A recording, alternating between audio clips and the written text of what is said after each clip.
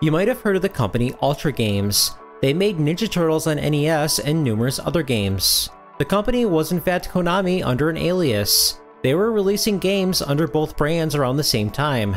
Why would they do this? Let's take a look.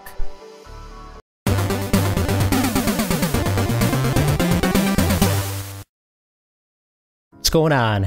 It's Pojer, coming at you with another video. So if you're a regular watcher of my channel, check really quick to see if you're subscribed. If you're not, hit that button right there. We're going to try to get to 20,000 subscribers by the end of the year. Only you can help make that happen. Check out our Discord server while we're at it too, discord.pojer.net. I'll also put a link in the description. Alright, let's check out Konami's secret company, Rollergames.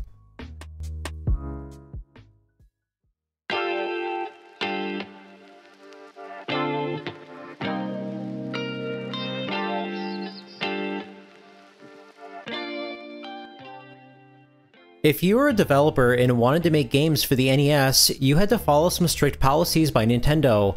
Your games had to be licensed by them, which meant they could reject your game if it didn't pass their quality assurance test.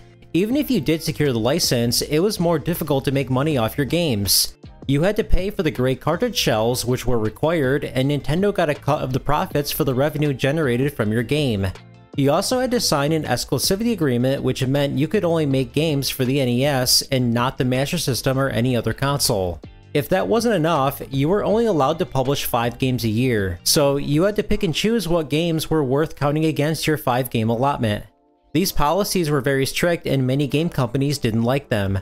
To compare, Atari didn't have this much control over their console, the 2600. As a developer, you had much more freedom. You could make whatever game you wanted and as many as you wanted. You could create your own cartridge shells, and Atari didn't make any money off your games. Atari had nothing to do with the third-party games that were being released for their console.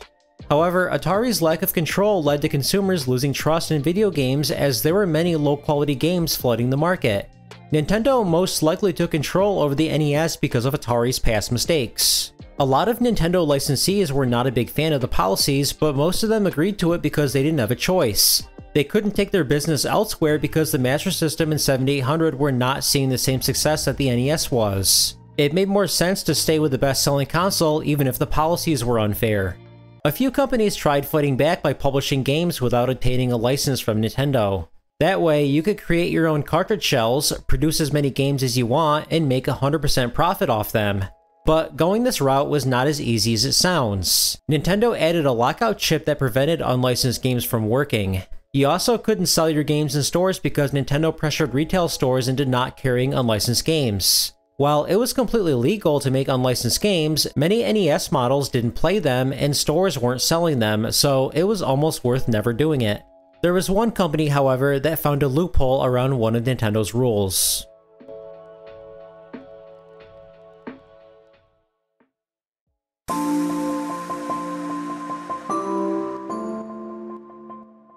Konami was not a big fan of Nintendo's 5 games a year limit in the US. In Japan, Nintendo did not limit how many games companies could make, so Konami was allowed to make as many games as they wanted. Konami wanted to bring over some of their Japanese games to the US, but this would be impossible with the 5-game allotment, so they came up with an idea. If one company could only produce 5 games a year, then 2 companies could produce 10. In 1988, Konami founded the second company, Rollergames. Just like that, Konami doubled the amount of games they could produce. The cartridges have a different look than Konami games, and there's no mention of the parent company anywhere on the boxes. When you play any of the games though, there are references to Konami on the copyright screen. The games themselves, which we'll look at shortly, still have the high-quality Konami feel.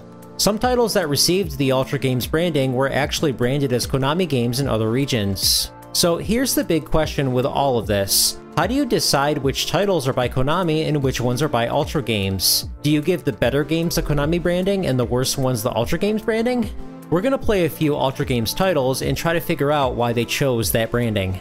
Surprisingly, the first 2 Ninja Turtles games were by Rollergames. The first one is a platformer where you can use your weapon of choice to defeat the enemies. There's an overworld where you can migrate from one stage to another. In later levels, it can get confusing where to go because the overworlds are so large. You can play as all 4 turtles and even switch between them on the fly. This is a very nice feature.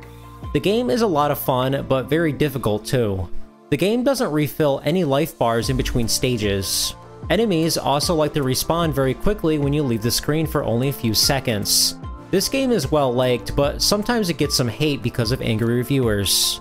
The second game is a port of the arcade version. It's a beat 'em up where you must defeat all the enemies to make the screen move a few inches. Not only are all the levels here from the arcade version, but they added 2 extra ones, so you're actually getting more content. The controls feel exactly like the arcade version too.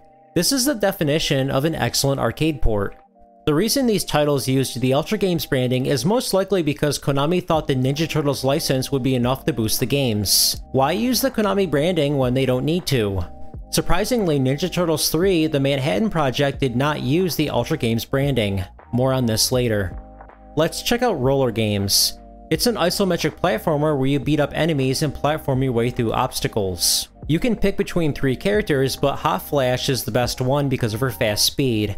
Most NES games in this perspective tend to be very clunky, but here it's very well done. There's many inclines and platforms you can traverse through, both when you're moving vertically and horizontally. It plays like a true 3D game, which is shocking. In between stages, you play an auto-scroller. This is a nice twist on the gameplay and a lot of fun. The music is also some of the best I've heard from Konami.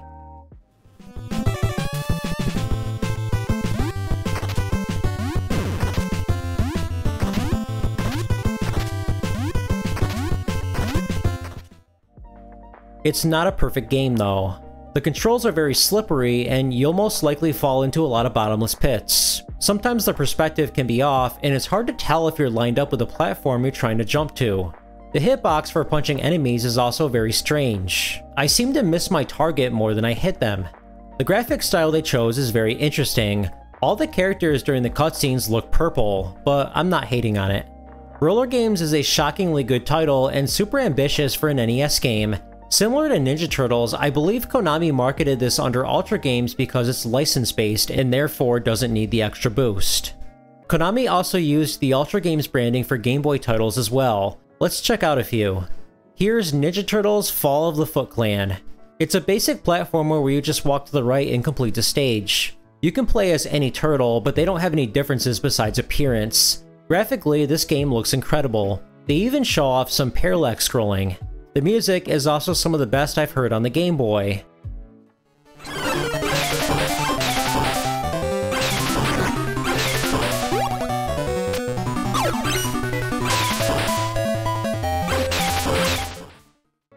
The game is very easy. The game is very generous with health upgrades and the bosses have very abusable patterns. At the beginning of the game, you can select what level you want to start off on. I actually don't like this because it really showcases how short the game really is. It's a decent game, but not overly challenging and too short, so it has very minimal replayability. I'm not surprised Konami labeled this under Rollergames given that the other Ninja Turtles games got it as well. Nemesis was also labeled under Rollergames. I'm not sure why they didn't call it Gradius. The arcade original was called Nemesis, but Konami would use the Japanese name Gradius for most future installments. Anyway, it's a horizontal shooter with weapon upgrades. The game borrows a lot from the first 2 Gradius titles, including the stages, music, and bosses. I'm okay with this because it's a Game Boy title and there are not many other ways to play this franchise on a portable console. Like with Ninja Turtles, you can select what level to play on at the beginning. Once again, it makes the game look very short because it is short. Despite the rehashing and short length though, I'm glad we got a Gradius title for the Game Boy. I'm honestly not sure why this game was given the Rollergames branding when no other Gradius title had it. This was an odd decision on Konami's part. Let's take a look at Quarth. It's a puzzle game where you must draw a rectangular shape to make the blocks disappear. Normally this will mean finishing triangles and other shapes so that they become rectangles. The screen moves on its own, so if you're too slow, you automatically lose. This game was also released on the Famicom. This is a great version, but you don't get as much content. There's only 9 levels, and when you beat level 9, that's it. The Game Boy version, however, has way more levels, including a bunch that are inaccessible on the menu. It's a shame that the Famicom version was not released in the US, but I'm glad the Game Boy version was because it's the superior version. Here's Operation C. Really cool that Konami made a Contra installment for the Game Boy. It's a shoot 'em up where you collect weapon upgrades and blast enemies along the way. The game contains the platformer stages as well as the overhead ones from Super C. I'm surprised they didn't go with the 3D stages from the original Contra. They made some interesting changes to the weapons. There's only 3 of them in the whole game, not counting the one you start off with, which is unfortunate. They nerfed the spread gun too. Now you have to collect it twice in order to get the true spread shot. Konami probably realized it was too powerful in the NES Contra games, so they decided to make it harder to obtain.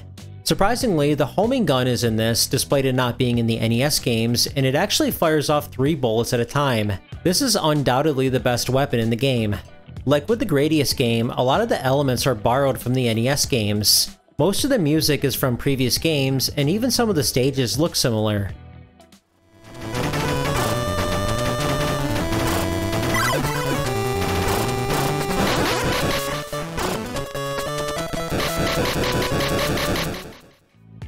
It's really cool that Konami brought this franchise over to the Game Boy and gave us an experience that's close to the NES games.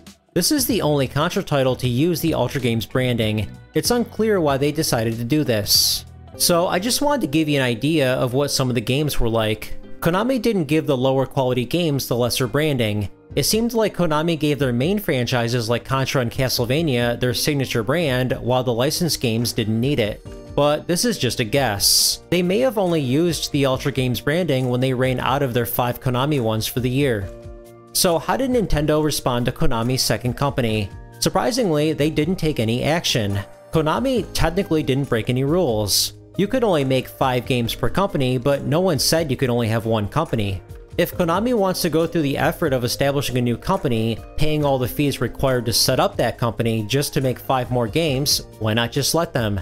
Another thing to consider is that Konami was delivering great games. Maybe it was worth just turning a blind eye. Rollergames would eventually no longer be necessary. When the Super Nintendo came out in 1991, Nintendo relaxed their 5 games a year limit, so Konami could just use their main brand from now on. This is why Ninja Turtles 3 was not under Rollergames. Konami would keep the Rollergames brand going for another year, but then would stop using it after 1992. Konami had a lot of great games they wanted to bring over to the US, but Nintendo's policies limited them. As a response, Rollergames was born. Despite the different name, it was still Konami delivering excellent games. Not even Nintendo wanted to keep that from happening.